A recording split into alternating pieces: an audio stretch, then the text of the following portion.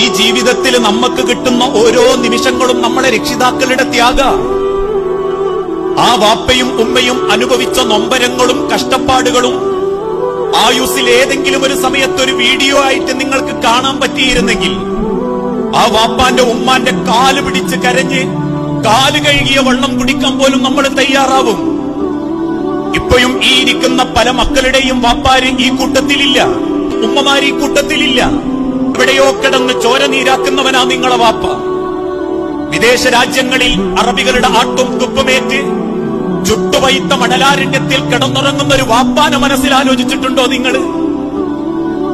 വിദേശത്തെ ഒരു ചെറിയ റൂമിൽ തട്ടുകളായ 4ഉം 5ഉം കിടക്കകൾക്ക് മേലെ ഒന്നും മനസ്സറിഞ്ഞുറങ്ങാൻ പോലും സമയം കിട്ടാതെ മക്കൾക്ക് വേണ്ടി, മക്കളുടെ കണ്ണ് നിറയാതിരിക്കാൻ വേണ്ടി ത്യാഗം ചെയ്യുന്ന ഒരു വാപ്പാനെ അറിഞ്ഞിട്ടുണ്ടോ നമ്മള്?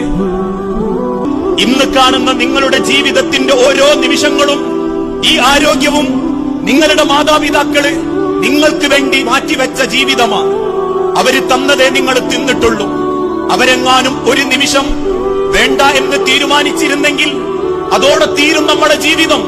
മക്കളെ, നിങ്ങളുടെ ചെറിയ കാലഘട്ടത്തിൽ ഒന്നും മനസ്സറിഞ്ഞുമ്മാര് കുളിച്ചിട്ടില്ല. ഒരു സന്തോഷത്തോടെ അവർ ശരീരത്തിൽ വെള്ളം വാരുന്നിട്ടില്ല. എന്തുകൊണ്ടാണെന്നറിയോ?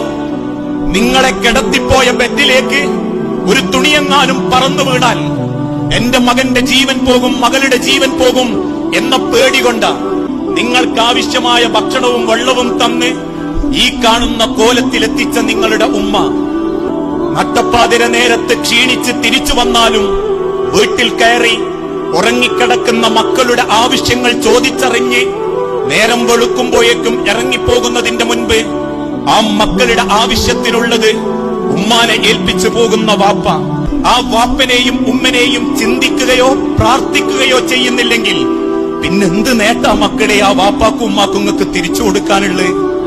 പിന്നെന്ത് ഹൈറ ആ ഉമ്മാക്കും വാപ്പാക്കും നിങ്ങളെ ജീവിതം കൊണ്ട് കൊടുക്കാനുള്ളത്? അവസാനം ഫുട്ബോൾ കോർട്ടിലെ പന്തിനെ പോലെ അങ്ങോട്ടും ഇങ്ങോട്ടും തട്ടിക്കളിപ്പിച്ച് മക്കളുടെ ആട്ടും തുപ്പുമേറ്റ് മക്കൾ ഒരുക്കിക്കൊടുക്കുന്ന 4 ചുമരുകൾക്കുള്ളിൽ സ്വന്തം മക്കളെ ഒന്നും മനസ്സറിഞ്ഞ് ശപിക്കാൻ പോലും പറ്റാതെ നെഞ്ചുപൊട്ടുന്ന ഒരു വാപ്പയും ഉമ്മയുമാണെങ്കിൽ രക്ഷപ്പെടില്ല എന്ന് ഞാനല്ല മനുഷ്യരെ, അള്ളയാ വാക്ക് പറഞ്ഞേ.